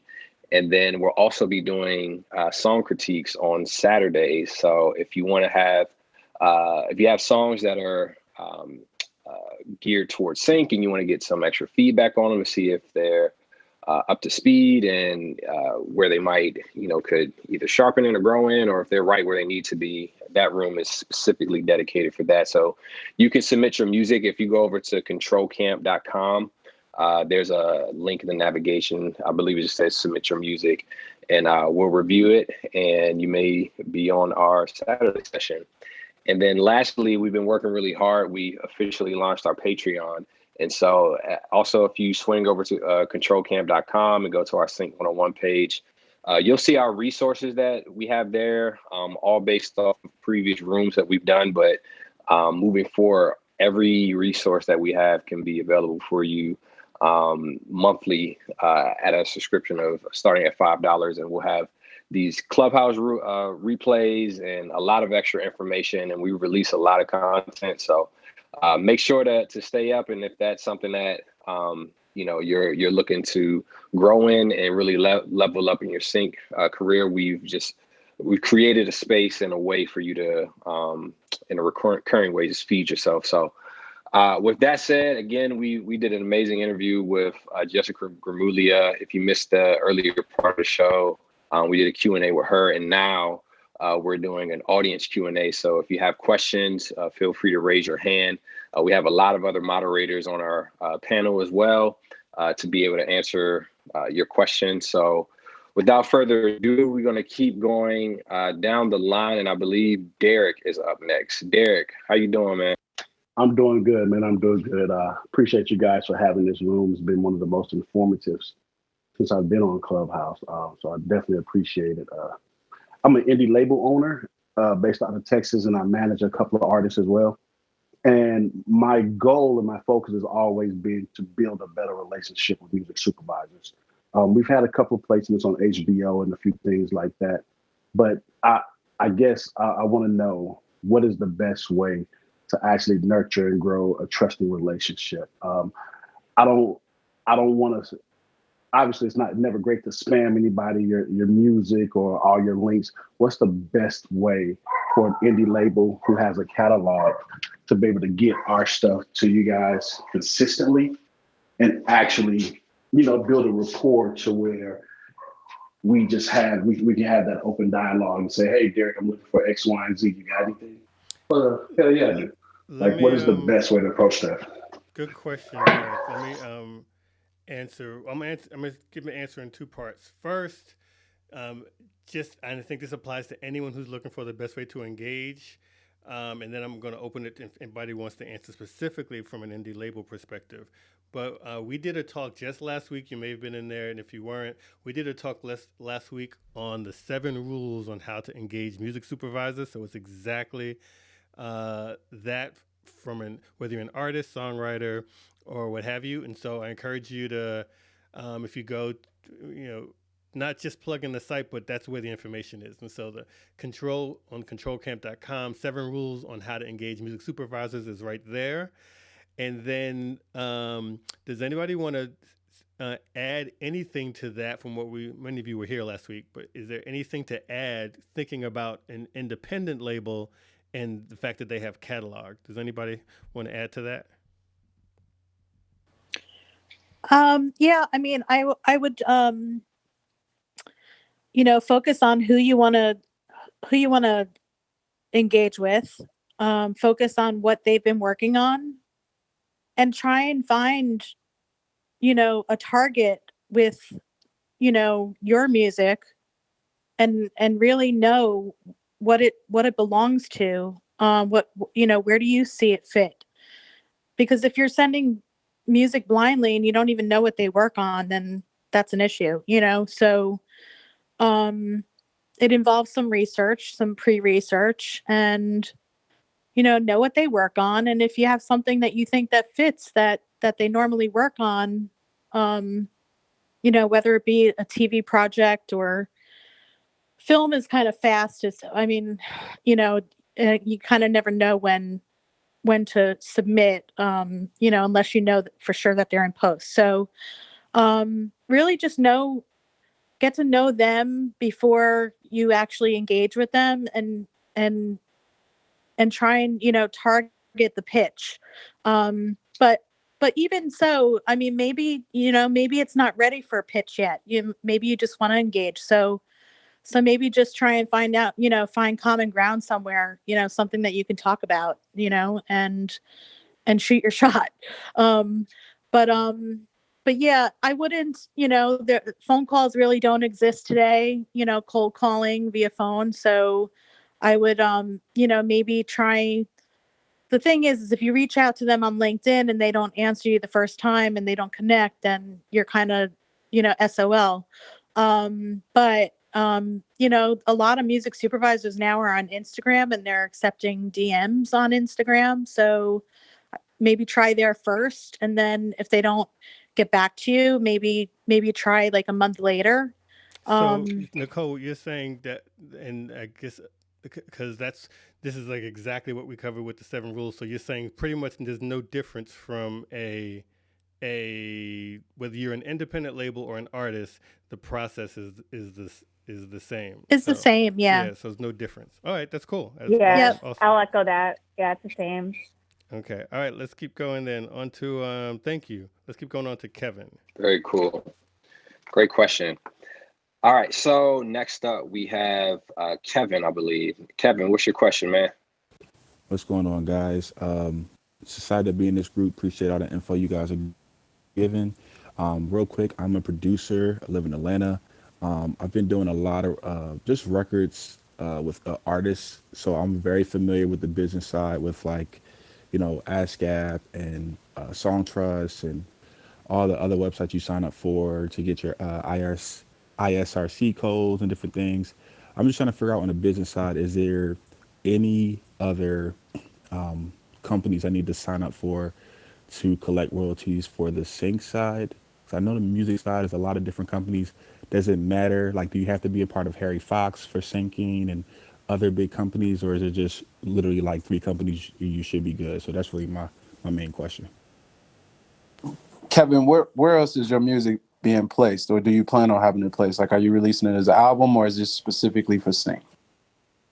So I'm releasing an album, and it's going to be on Spotify and all the other places. And I want to just do like an instrumental version and try to submit to some like libraries to put my music up. So trying to do both, but I'm trying to see if that's going to be the best way, or should I just only do sync and that's yeah. If you're working with music libraries or sync libraries, then you got the option of going with exclusive versus non-exclusive deals, which if you make an exclusive deal, it's best that music is pretty much only in that category and that library. That's what you're agreeing to. But if it's non-exclusive, you still have the option of potentially licensing that music again with another library or with a music supervisor and releasing it, on an album or mixtape or whatever you decide to do. So I would say that, it depends on how big your library is, your catalog of music is. If you have a limited catalog, then I would stay away from exclusive for now, because you want to make sure you don't tie up the songs, for something else that you may want to do later. But if you have a very large catalog, especially for any producers that might be listening, you might set aside some music for the exclusives or specifically for sync. But to answer your question about what else you might need to sign up for, you want to look into things like Sound Exchange, because they can collect royalties from like internet sites that ASCAP or BMI cannot pick up on. Harry Fox, as well as Songtrust, they can collect mechanical royalties as well as music reports. So those are some other sites you might want to look into. Just about all the different kinds of royalties you can get, because that'll really answer your question of who you want to sign up with and for, whether you want to have somebody administer your publishing for you like a Songtrust would, or whether you want to try to collect it yourself or through your PRO. But Songtrust, Sound Exchange, Harry Fox, and music reports, they're all different entities that can collect for you. Thank you, Psychosis. Awesome. And can I just piggyback off of that real quick? Particularly speaking to Sound Exchange, they strictly deal with recordings. So that's different. So you're always going to be collecting a bunch of different royalties, and one side is going to be for the recording. The other side is going to be for the composition itself. I just want to throw that out there. Thank you, Rosie. Let's see, we got Jamie next. Hey, everyone. Thank you so much for all your amazing insight tonight, Jess. This has been amazing. Thank you, Eric, Jared, also for hosting these great sessions on Clubhouse.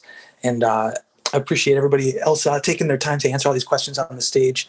And a quick shout out to John Kleinbell also for all the incredible advice in six-figure songwriting. Just got through that, so he's an amazing mentor. But I had a question regarding one-stops. I had a music supervisor recently ask me if they could pitch an instrumental for some upcoming projects, and they asked me if I'm able to approve 100% both sides one-stop, which I have a one-stop split sheet agreement and can approve 200%.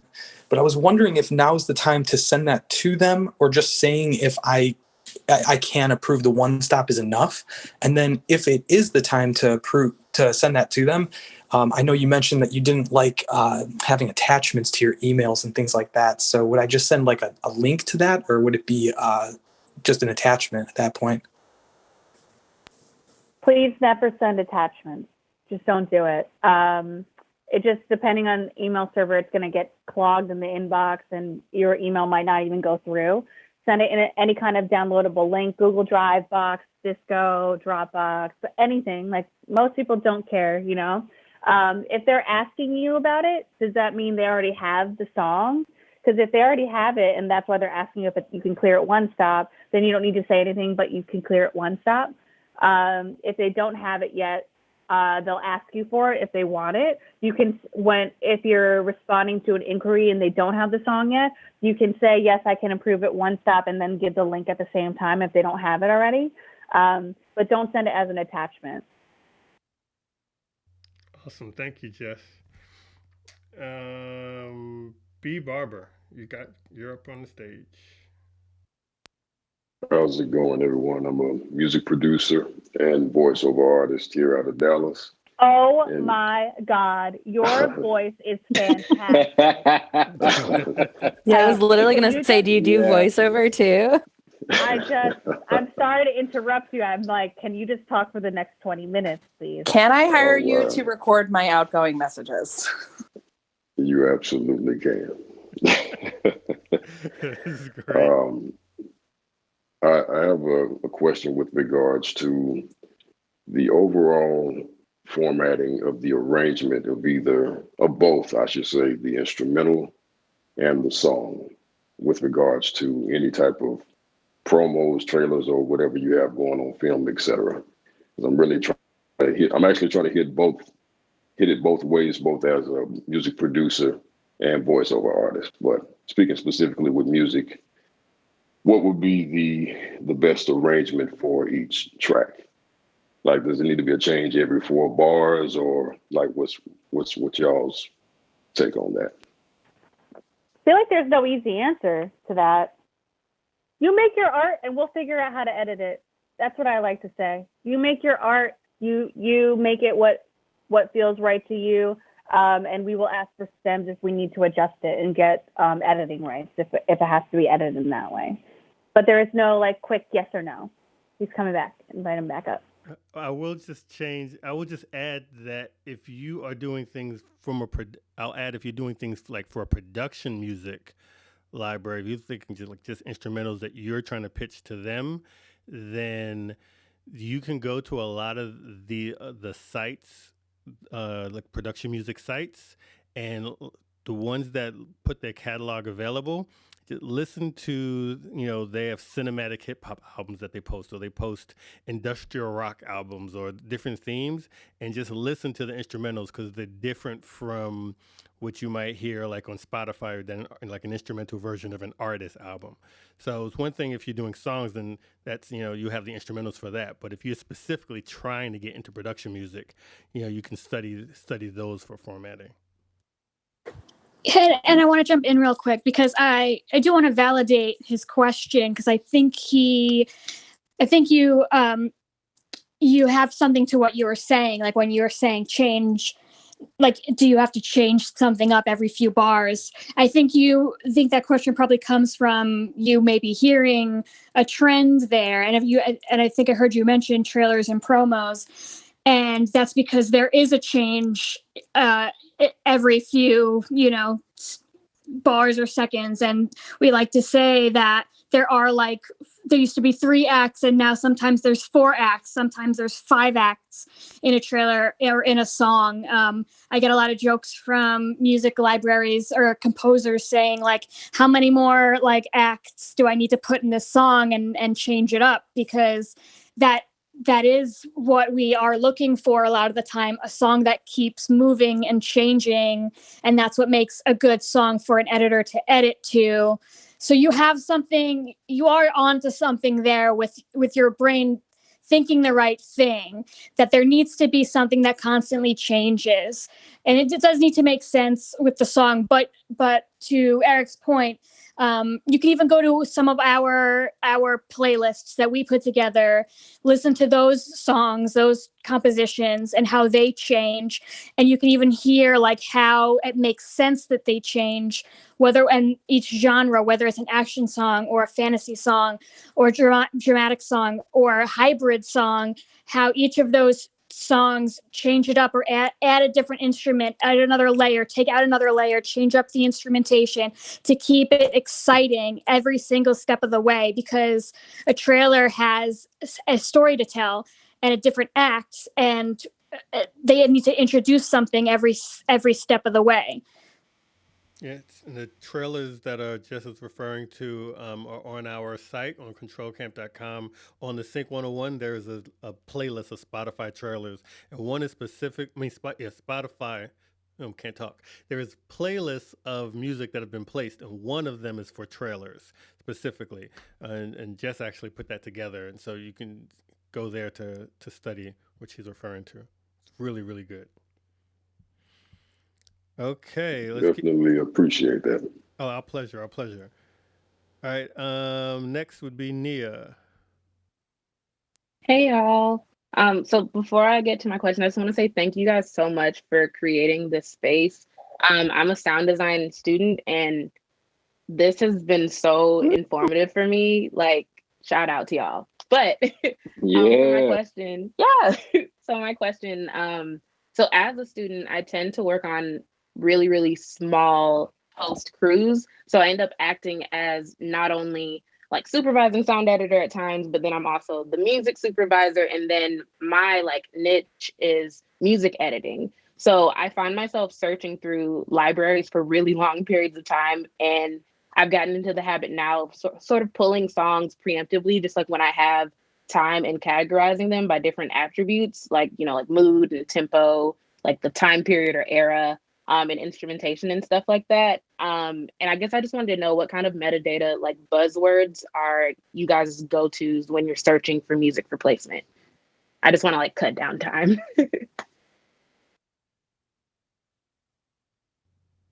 Great question. Rosie, I feel like someone else should take this one. Jess, supervisors. Steph, Nicole. Buzzwords. Buzzwords.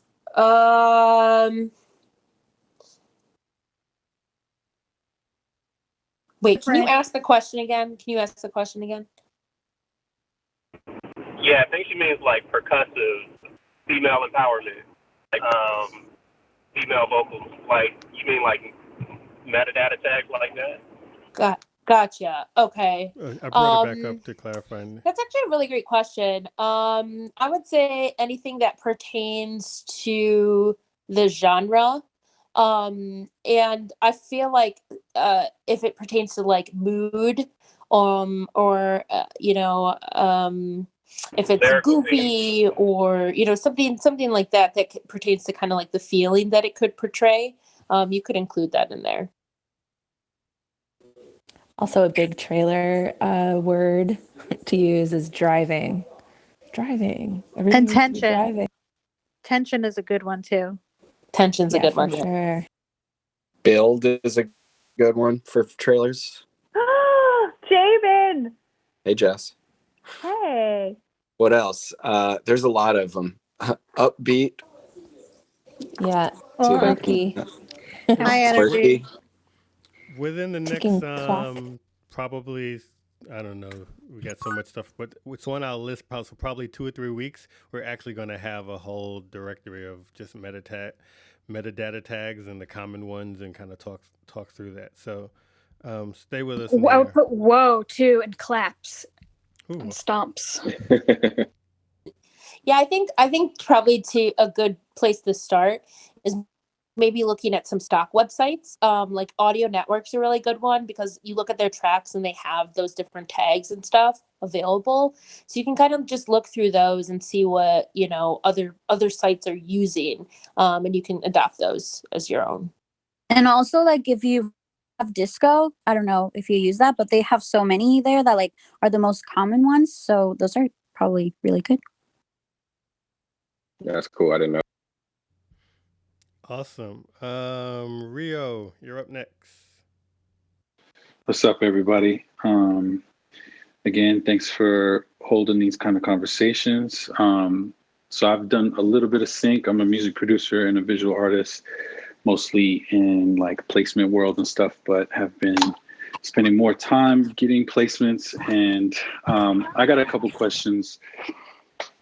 It's like a two-part question, right? So one is, I've heard that there are certain songs that are just like, you know, super popular and asked for all the time, but because they either have a sample or they're huge artists, they it's hard to get them. And one of those songs is like Kanye's Power, because it has a sample and then it's Kanye.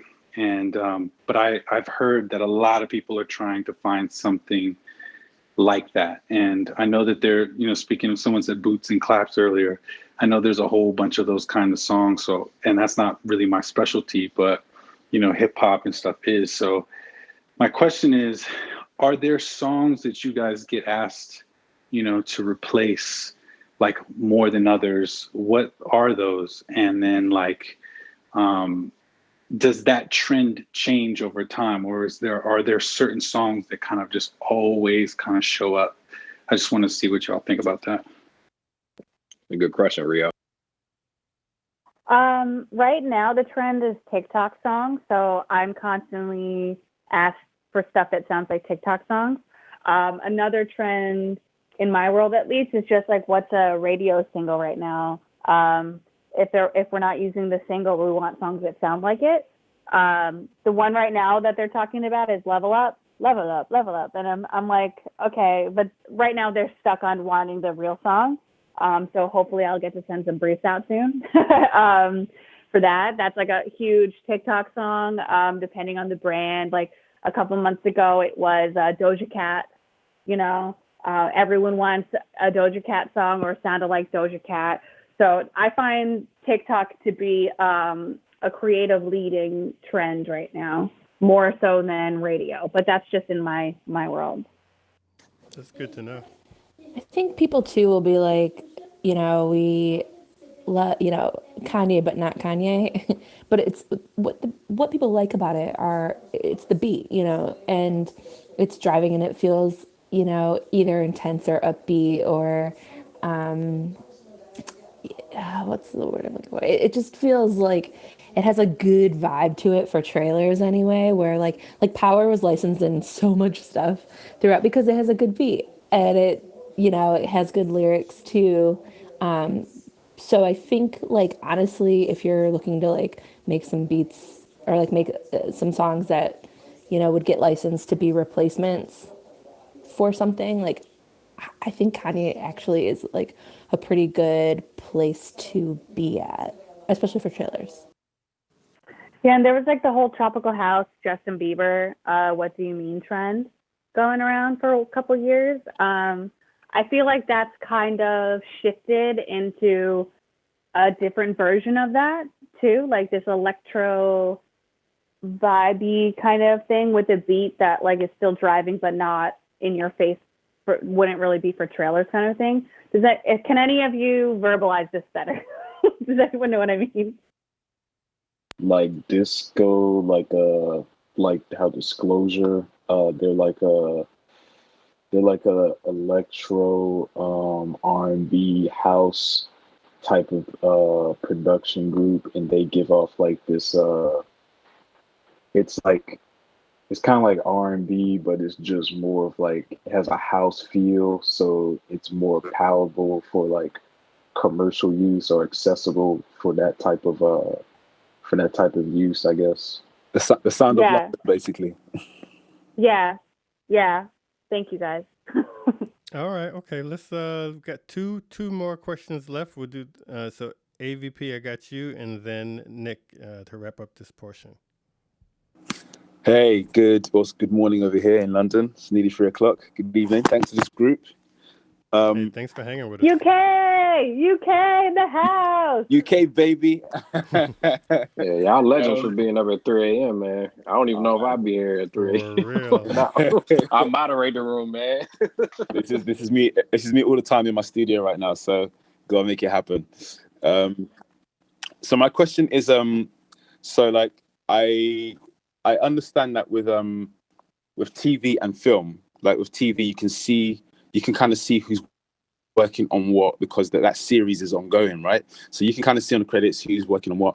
But when it comes to finding who's working on a particular film, I've heard certain supervisors say, find out what I'm working on and pitch something to me which is, in line with that thing, And it's like, okay, I would go onto their IMDb, for example.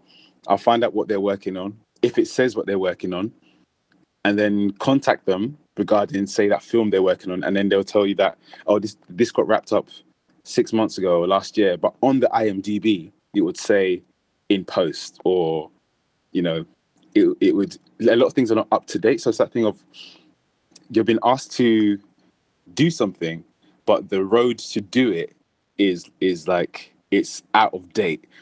How does one find out up-to-date information about what somebody is working on regarding film? That's a great question. You're kind of put in an impossible situation in those scenarios. I guess so. Another way, a lot of supervisors who are working in the film space, and I'm gonna also tee this off to Rosie too, or Jess too, because trailers are even harder to track.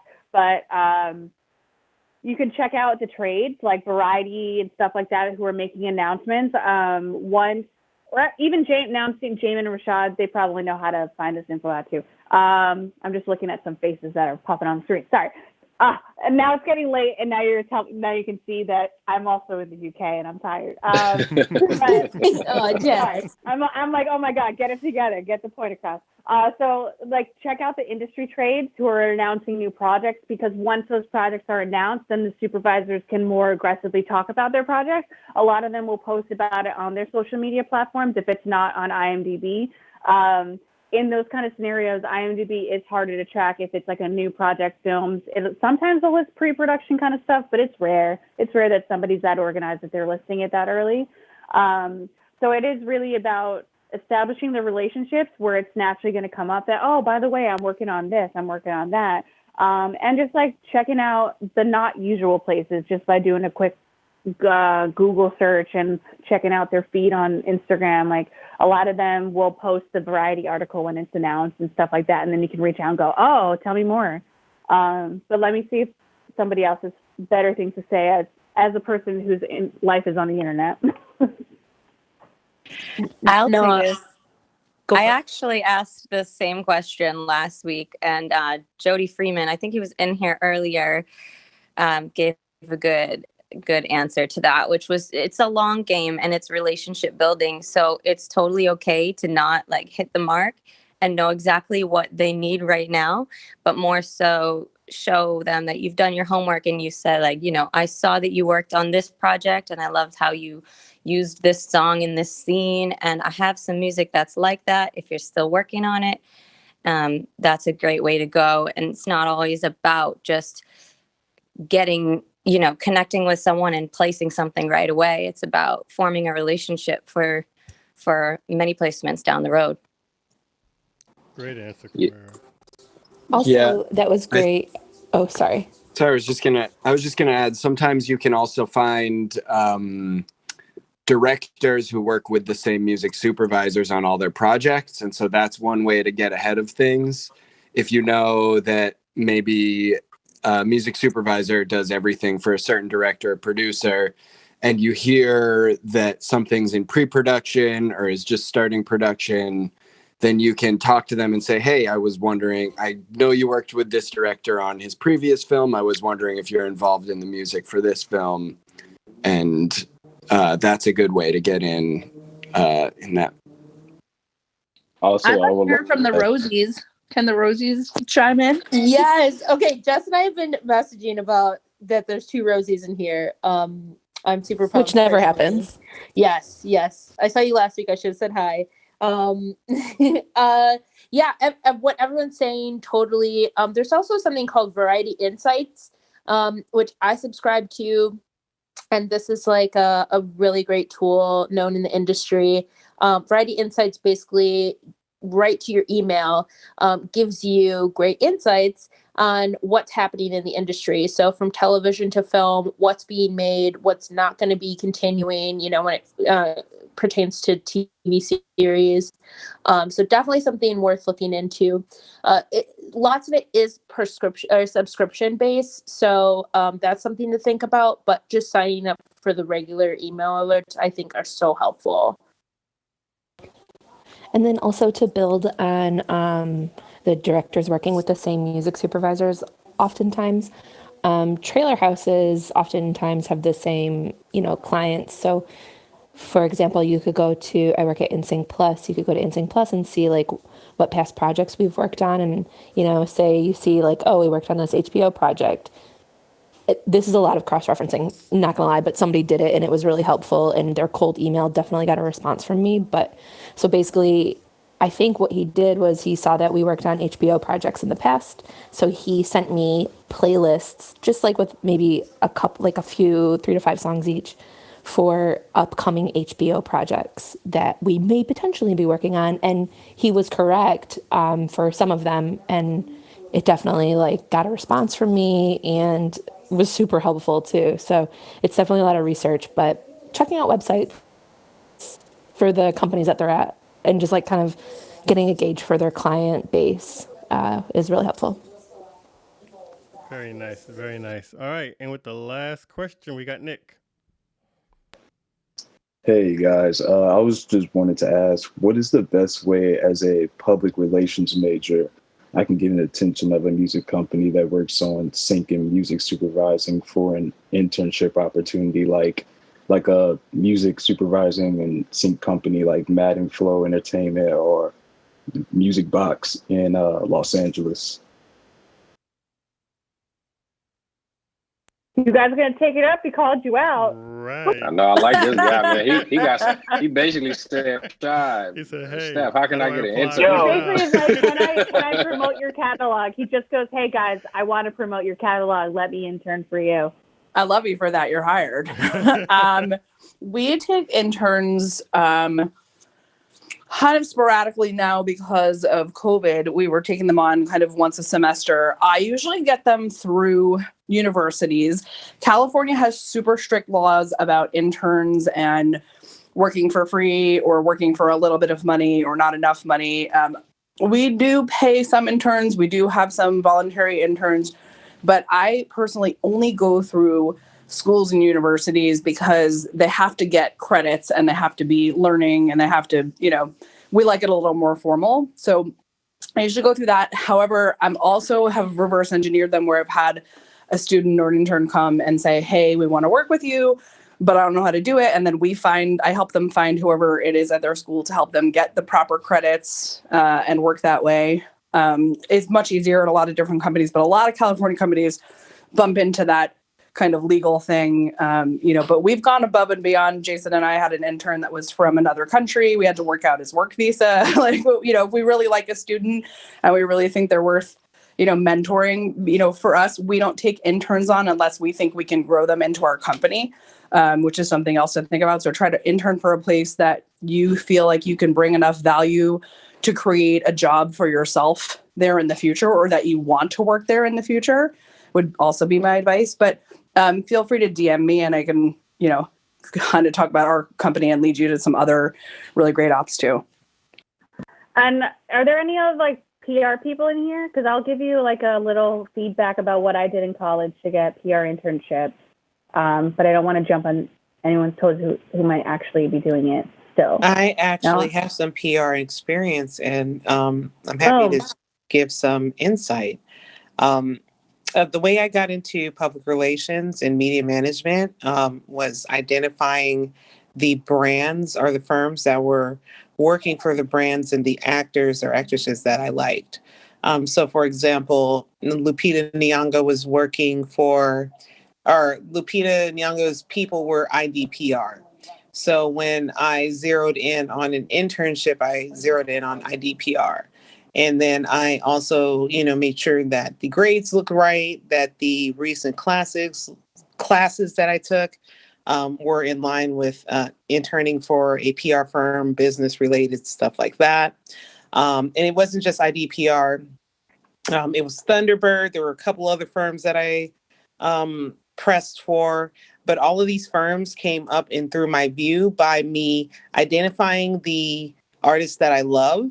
So Thundercat, Still Woozy, Anderson .Paak, things like that. And leveraging the connections that I had, especially through the Anderson .Paak side, to get to some of these internships. So I would highly suggest look at who is doing the public relations of the artists or the entertainers or the even the brands that you love the best, and then look there and see if they have any opportunities for you. Yeah, and then what I did was I liked live music, so I found live music production companies putting on events who didn't have any marketing, and I kind of did what you just did. Yeah, thank you. And so I reached out and I was like, I love what you're doing. I love all the musicians you're working for. Can I intern for you or work for you for free? And I would just promote their events, which also led into naturally supporting and pitching their artists. And then I just started helping my friends because then I had more connections with editors and outlets and people who would cover music. And I started just pitching my friends as a publicist, and then eventually just started doing the gig. It just kind of fell into place from that. So that's another option too. Basically doing what you just did and see if anything sticks. That's actually really good advice that I'm going to, help wrap up our room with, which is whether you're trying to get an internship or a job with someone, I'm going to go back to my favorite answer from last week, which is be a human, try to make a human connection. If you want to work for a specific company or if you want to interact with, a certain brand or a company, find out who works there, find who they are, find a little bit about them, and then connect on a human level and just say, I'd really like to learn from you. What other, ask what opportunities their company has, because a lot of them, like I said, have specific programs that they do. And if they don't, all hope is not lost. Say, hey, do you have any other ideas if they can't? And like for me personally, if I can't hire someone, I'm always placing interns and other people. And like in the 3 minutes I've been listening to the other answers here, I thought of 5 more answers that I'll give you offline, who you can contact. So don't be afraid to also follow up by saying, hey, thank you so much. If you get turned down, you just say, thank you so much. Would you mind pointing me in the direction of you think, someone who could help me, and you'd be surprised at how many people, a lot of people in this room, I would say almost everybody had some mentor or some multiple mentors or peer mentors as we go that help us grow. So everyone's happy to help, even if they act like a curmudgeon and behave like they don't. Oh, can I say just super quick? Twitter. Like I see so many messages almost every week or like at least several times a month of people saying I need an intern. So go and follow a bunch of people on Twitter. Awesome. Thank you all.